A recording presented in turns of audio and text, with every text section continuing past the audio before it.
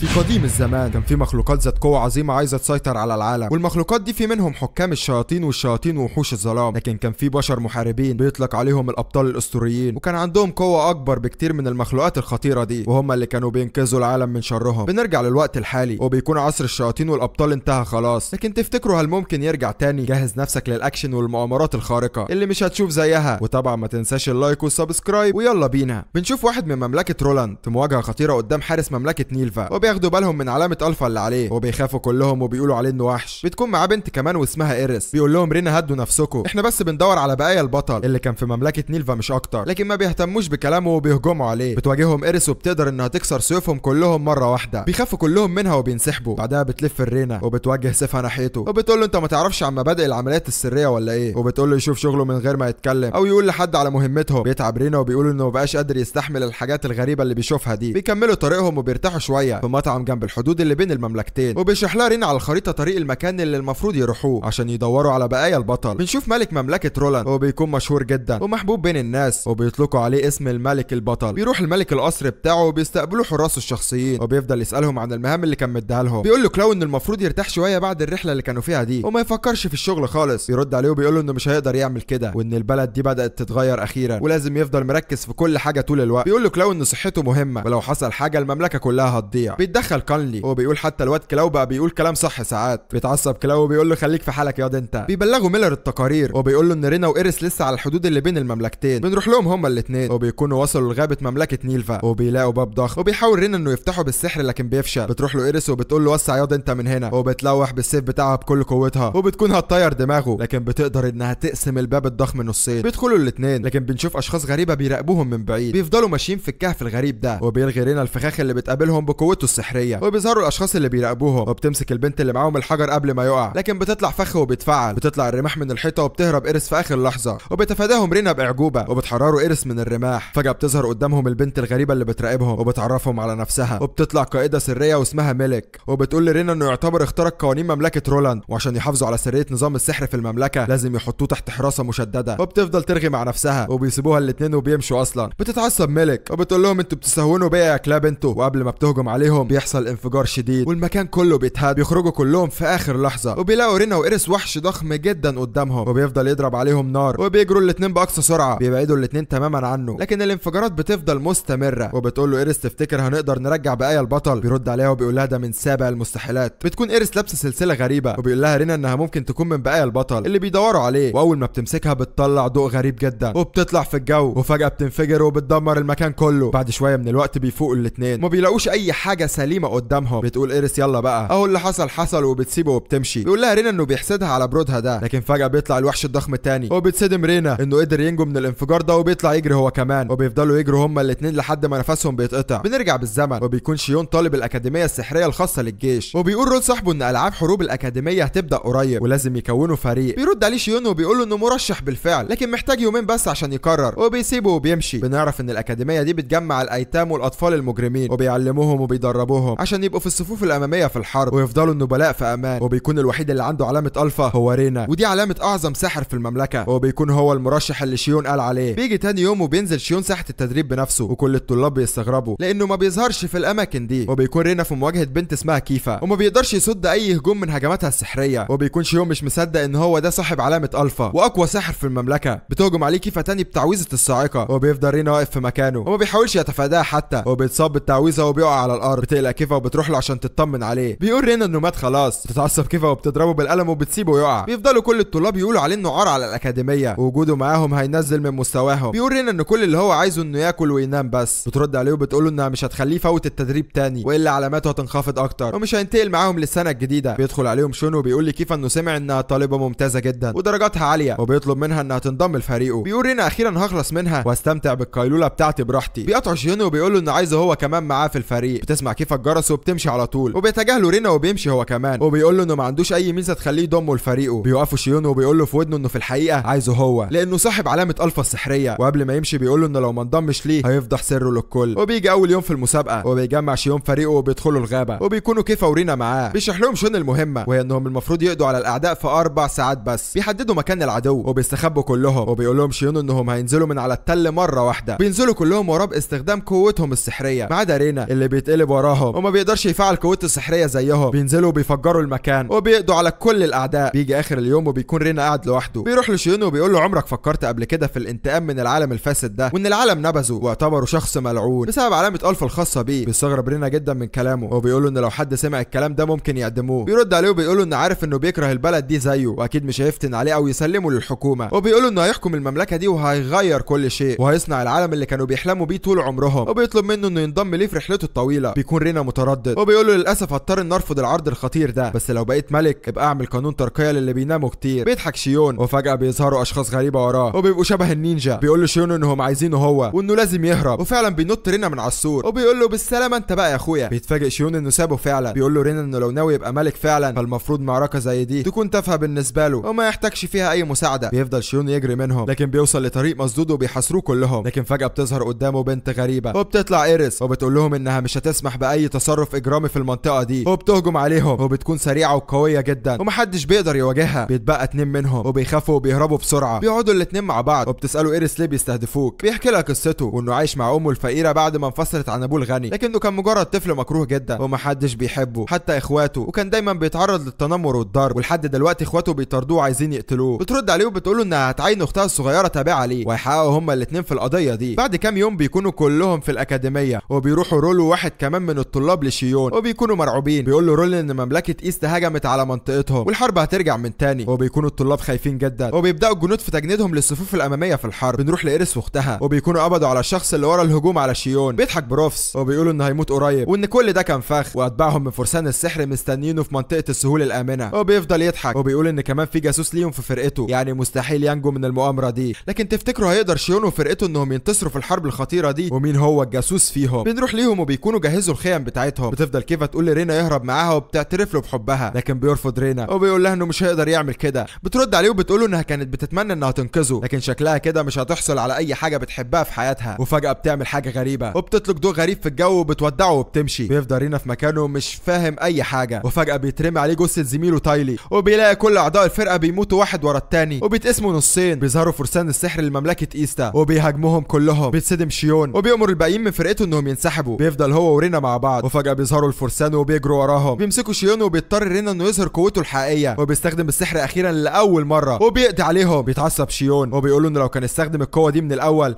ما كانش حد منهم مات. بيرد عليه وبيقول له انه يقدر عليهم لانهم 3 بس وانه كمان ما استخدمش القوه دي بقاله اكتر من 7 سنين. بيظهر ورا الزعيم بتاعهم وبيضربوا على دماغه وبيوقعوا. بعد شويه من الوقت بيفوق رينا وبيقول له الزعيم انه قتلهم كلهم وما تبقاش غير شيون وكيفا. وبيفضلوا الفرسان يعذبوهم وكل ده عشان رينا يستخدم قوته تاني قدامهم. بيقف قدامه واحد منهم وفجاه بيطلق عليه رينا قوته الهائله وبيحولوا الرماد بنظره واحده. بيخاف الزعيم بتاعهم وبيبعد عنه. بيقوم رينا وبيروح له بعد ما بيكون قضى على كل الفرسان وبيخلص عليه هو كمان في غمضه عين وبيتحول المكان لبحر من الدماء. وبيكون رينا مش في وعيه وبيروح لشيون وكيفا وبيخنقهم هما الاثنين وبيستعد انه يقتلهم لكن بيقدر شيون انه يتخلص من قبضته في اخر لحظه وبيقفل عينه. بيفقد رينا الوعي وكل حاجه بتنتهي. بتوصل لهم التعزيزات وبيقبضوا الجنود على رينا وكيفا لكن بيسيبوا شيون وبيكرموه لانه واحد من النبلاء. بنروح لرينا وبيفضلوا يعذبوا فيه وبيقول له واحد منهم انه لو وافق انه يتسجن فالملك هيحقق له طلب واحد بس. وبعدها بيروح رينا لزنزانه كيفا وبياخدها وبيخرجها منها وبيقفل الزنزانه عليه. بتستغرب كيفا جدا وما بتكونش فاهمه اي حاجه. بيكون طلب رينا هو انهم يطلقوا سراح كيفا مقابل انهم يسجنوه هو. تتفاجئ كيفا وبتقول له انه ما كانش ينفع يعمل كده وانها خانتهم كلهم وهي السبب في موتهم. وبتطلع كيفا هي الجاسوسه لمملكه ايستا. بيقول لها انه واثق فيها ومتاكد انها مش زي الوحوش التانيين. بتشكره كيفا وبتقول له انها هتنقذه في يوم من الايام وبتمشي على طول. بيزوروا شينو في يوم وبيديله حاجه غريبه في ايده وبيقول له بصوت واطي انه هيسيب له حصان في الغابه الشماليه الليله دي عشان يهرب بيه. بيستغرب رينا وبيقول له انه كده بيخاطر بسمعته كبطل. بيرد عليه وبيقول له ان دي فرصتهم الوحيده وما ينفعش يضيعها ولازم يخرج من هنا. لكن بيرفض رينا انه ياخد الدبوس اللي اداهوله وبيقول له انه هياخد قيلوله الاول وبعدين يبقى يفكر في الموضوع. بتعدي سنين وبيفضل رينا في السجن وبيكون حابب الوضع جدا ده لانه ما بيعملش اي حاجه غير انه بينام وبياكل. وبيطلب كمان اللي هو عايزه من الحارس وبيجيبه له وبيبقى عنده كتب كتير جدا وكل شويه يطلب منه كتب اكتر. بيستغرب الحارس ولما بيساله بيعمل ايه بالكتب دي كلها ما بيردش عليه. بتتملي زنزانته بالكتب وبيسهر رينا كل يوم عليهم لكن تفتكروا بيعمل ايه بالكتب دي واللي بيفضل سهران طول الليل. في يوم بيروح له الحارس وبيكون شكله حزين جدا. بيقول له رينا اتخانقت مع مراتك تاني ولا ايه ولا عرفت ان بنتك مصاحبه عيل صايع؟ بيتعصب الحارس وبيقول له اخرس ياض انت، انا بنتي لسه ما كملتش ال3 سنين. وبيقول له ان الامر مش متعلق بيه هو. وفجاه بيفتح باب الزنزانه. بيرد عليه وبيقول له طب ما تقول يا عم انهم حددوا ميعاد الاعداد وكتر خيرهم انهم سابوني عايش براحه السنين دول. وبيسيب رينا كتبه وتقاريره في الزنزانه وبيخرج مع الحارس وبيكون الحارس حزين جدا وبيفضل يعيط انه مش هيقعد معاه تاني ويشكي له كل همومه. بيوصلوا الحارس لإيريس وبيسيبه وبيمشي، وهم ماشيين بيقف رينا وبيقول لها انه هيضطر يسيبها ويهرب، وانه خد عهد على نفسه انه ما يموتش غير لما يحقق هدفه. بترد عليه وبتقول له انت فاكر انك هتقدر تهزمني؟ بيهجم عليها رينا بتعويذه الصاعقه القويه، لكن المفاجاه انها بتصد بسهوله. بتصدم رينا من قوتها وبيقول انه كده هيضطر انه يستخدم قوته الحقيقيه، وبتهجم عليه إيريس بسيفها القوي. بيستخدم رينا قوته وبيطير في الجو في اخر لحظه، لكن برضه بتطلع وراه. بيتفادى كل هجماتها باعجوبه وما بيكونش مستوعب هي ازاي بتقدر تجاري قوته السحريه الهائله. بتهجم عليه بكل قوتها وبتحط السيف على رقبته وبتقول له انت كل ده بتتساهل معايا مش كده؟ وانه لو كان عايز يستخدم سحر النار كان هيقدر يمسكها بسهوله. بيرد عليها وبيقول لها لو كنت عملت فعلا كان زمانك ميته وحرام الوش الجميل ده يتحرق. بتقول له انهم لازم يكملوا طريقهم وان الملك مستنيهم وبتسبقه. بيرد عليها وبيقول لها ده مين الغبي اللي هيوافق يمشي في طريق موته؟ وبتقول له انه ممكن يفضل مكانه لكن هيندم جدا على قراره ده بعدين. بيتعصب رينا وبيضطر انه يروح وراها. بيوصلوا لقصر الملك لكن بيتصدم رينا من اللي بيشوفه وبيطلع الملك هو شيون. بيقع رينا على الارض وبيقول انا هاخد قيلوله الاول عشان اعرف افهم ايه اللي بيحصل. بيقول له شيون ان كيفها ماتت. بيتصدم رينا وبيقوم تاني على طول، لكن بيقول له شيون انه بيهزر وانها سابت البلد خالص وطلبت منه انه يعتني بيه. وبيطلع تقاريره اللي كتبها في السجن وبيقراها قدامه. بيتعصب رينا وبيقول له انه كده بيتدخل في خصوصيات غيره. بيرد عليه وبيقول انه معجب بتقاريره جدا اللي عن بقايا البطل، وبيطلب منه انه يلف العالم ويجمع بقايا البطل كلها ويبدا من دلوقتي. وبيأمر إيريس انها تفضل معاه كمساعده ليه. بتصدم رينا وبيقول له اشمعنى انا يعني؟ بتوجه إيريس سيفها ناحيته وبتقول له خلص ياض مفيش وقت للصدمه، ويا اما تسمع اوامري يا تودع حياتك خالص. بيزعق رينا لشيون وبيقول له انه هيخليه يدفع ثمن اللي عمله ده، وبتضربه إيريس على دماغه وبتسحبه وراها من قفاه. ومن هنا بتبدا رحلتهم هما الاثنين في تجميع بقايا البطل. بنرجع للواقع وبيوصلوا الاثنين لمكتبه مملكه نيلفا الكبيره، وبيقول رينا انهم اكيد هيلاقوا فيها كل المعلومات اللي محتاجينها عن بقايا البطل. بترد عليه وبتقول له ورينا همتك بقى ودور في كل الكتب. بيزعق لها وبيقول لها امال انت لازمتك ايه؟ والمفروض انك جايه معايا كمساعده ليا مش مشرفه. بتوجه إيريس سيفها ناحيته وبيخاف رينا منها وبيقول لها خلاص بقى ما تبقيش قفوشه قوي كده. فجاه بيسمع رينا اصوات كتير وبيروح وبيلاقي شابين صايعين بيتهجموا على ولد واخواته الصغيرين. بيتدخل رينا في اخر لحظه وبيضرب الشاب قبل ما يتهجم على البنت الصغيره، وبيلاقي رينا كتاب في ايديها وبيقول لها ان الكتاب ده هو اللي بيدور عليه. وقبل ما يكمل الجمله بيهجم عليه الشاب تاني لكن بيتفاداه رينا في اخر لحظه. بيرجع للبنت تاني عشان يقول لها على الكتاب لكن بتظهر إيريس وبتنزل على دماغه بالسيف الضخم بتاعها. وبعدها بيروحوا كلهم للمكتبه وبيطلع الشاب توري هو حفيد امبراطور الملكه وبيساعدهم في تجميع الكتب اللي هم محتاجينها. وبيقول صاحب المكتبه ان للاسف توري واخواته اتنبذوا من كل الناس حتى اهلهم. بنروح للملك شيون واللي بيفضل يشتغل عدد ساعات طويله جدا. بيروح للمساعد فيلو وبيقول انه لازم ياكل ويهتم بصحته شويه، وبيكون فيلو هو الوحيد اللي فيهم بيهتم بيه. بيجي اخر اليوم وبيكونوا كلهم في الحفله وبيكونوا باقي المساعدين مستمتعين بوقتهم وبيركزوا مع البنات اللي في الحفله وبس. بيقول شيون انه نفسه انهم يتعلموا اي حاجه من فيلو ويكونوا زيه. بيكون واقف مع 2 من حكام الممالك المجاوره، وبعد شويه بيروح له كلاو وبيكون شكله خايف جدا. بياخده على جنب وبيقولوا انه جاله تقرير من باقي الحراس وبيقولوا انه فيلو اتقتل. بيقولوا عليه الحكام انه مش نبيل، يعني عدم وجوده مش هيأثر في حاجه. بيتضايق شيون جدا وبيحاول انه يسيطر على اعصابه. بيروح مع كلاو وبيشوف جثه فيلو وبيحس بغضب شديد جدا. بيفضل يلوم نفسه وبيقول لو انا كنت اقوى